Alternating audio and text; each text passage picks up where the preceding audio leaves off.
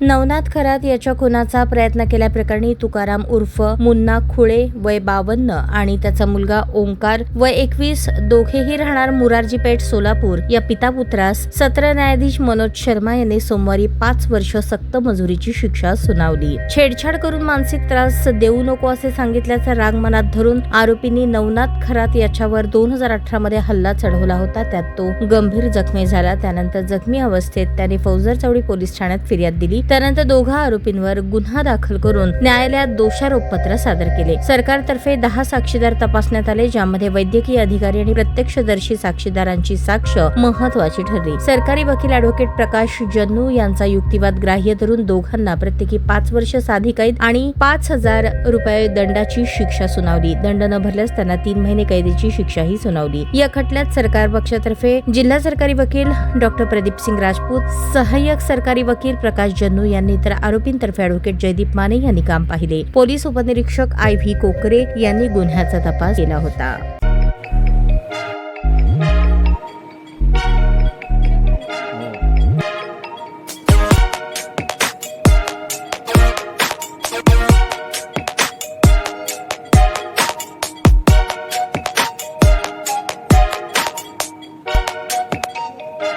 सोलापूर शहरातील सुप्रसिद्ध हॉस्पिटल म्हणजे सेंट्रल मल्टी स्पेशालिटी हॉस्पिटल मागील अनेक वर्षापासून सेवा बजावत आहे। 24 तास इमर्जन्सी सर्व्हिस, मॉडर्न टेक्नॉलॉजी, अनुभवी डॉक्टर्स तसेच अत्याधुनिक तंत्रज्ञान सुविधांनी सुसज्ज स्त्रीरोग प्रसूती विभाग, ऑर्थोपेडिक विभाग, मेडिकल विभाग आणि इतर एकमेव नाव म्हणजे सेंट्रल मल्टी स्पेशालिटी हॉस्पिटल।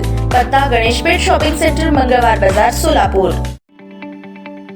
ताज्या बातम्या पाहण्यासाठी प्राईम महाराष्ट्र न्यूज चॅनलला सबस्क्राईब करा।